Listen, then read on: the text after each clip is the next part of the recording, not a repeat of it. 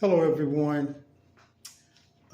Many of you know me. My name is Daniel Cobble, and I'm running for U.S. Representative in Louisville, Kentucky as a write-in candidate to replace John Yorman. And the reason why I'm coming to you today, this is June 20th, 2022, is because of yesterday, the 60 Minutes story on infrastructure on the 60 Minutes Extra program. And they announced with the Secretary of Transportation, Pete Buttigieg, the $1.2 trillion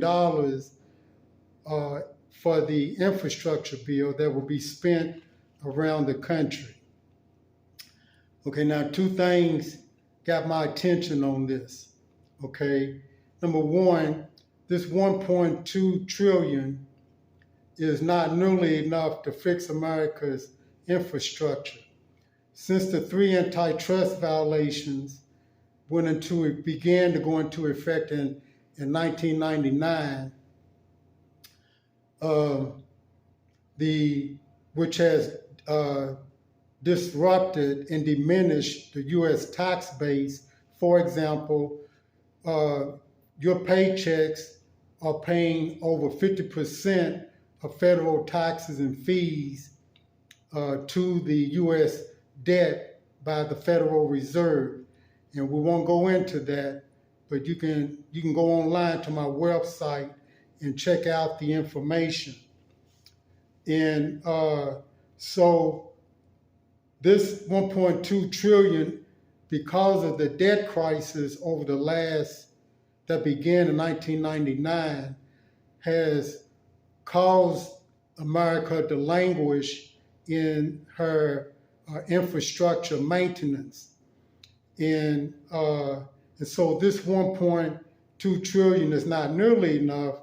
And there was a number put out by economists about a year or so ago, which they stated we are in the many trillions, up to $50 to $65 trillion behind in our infrastructure because of these antitrust violations that has been sending several trillions every year over to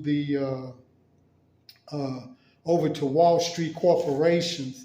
And as I pointed out in my last video, these violations, these antitrust violations, causing the transfer of wealth, which causes the conflict of interest between government and corporations, is what causes the woke environment.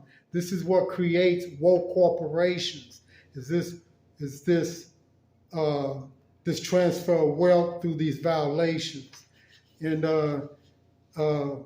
the talk show hosts such as Dennis Prager and Charlie Kirk, okay, these people are lost in this. They don't seem to understand what creates the woke environment. Okay, but anyway, this is why our taxes are so high, and why this 1.2 trillion, okay, is not nearly enough. We have to reverse these antitrust violations to restore the U.S. tax base in order to start building the tax dollars, the real tax dollars for addressing infrastructure. Okay, now the other issue that got my attention regarding this bill, infrastructure bill, is that the money, for example, the host said that this money would be going out to politicians around the country.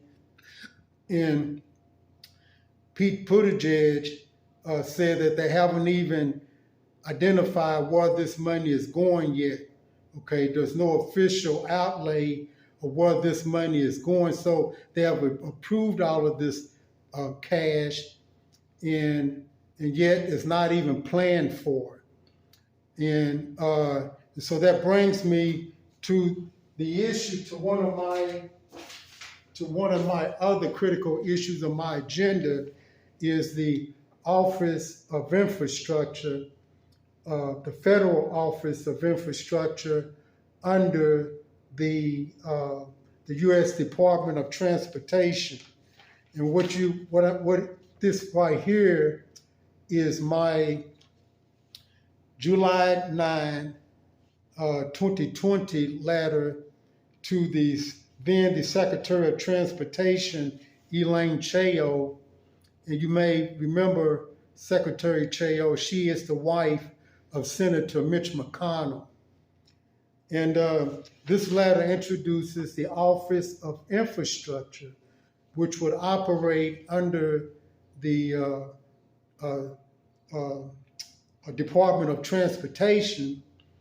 And what it would do, it would receive infrastructure projects, okay, the infrastructure projects, their costs, in a balance sheet to affirm all of the costs, okay, for submission, for receiving the money for completing, maintaining, or building these projects.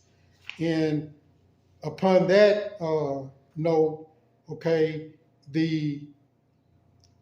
there should also be the Office of Infrastructure at the state and local levels, so that at the local level, which is where most projects will begin in the state, at the county, local level, and the city level, they would submit their projects to the state Office of Infrastructure, and then from there, the state submits the projects to the Federal Office of Infrastructure. And in this way, the money that is given, that is issued for these projects, is already accounted for, okay? And we will be putting out a lot less money. We'll be wasting, it would eliminate much of the waste which these block grants entail. And so please go online and check out my letter to the Secretary of, to the then Secretary of Transportation, and consider supporting this, another one of my common sense issues on my agenda that that needs to be pushed through. And of course, this is why I am running for Congress. This is why I need to be in Congress, to start changing the conversation and pushing through common sense things that the government should be doing. And now, once we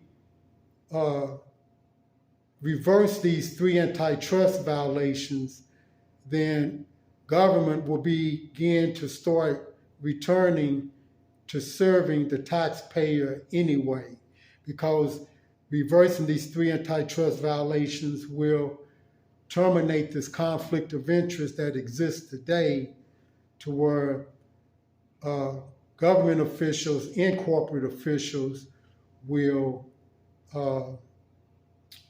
start serving the taxpayers like they did in 1999 and before. Okay, so that's all I have for you today. I just needed to get that out, and I hope you go and run with it.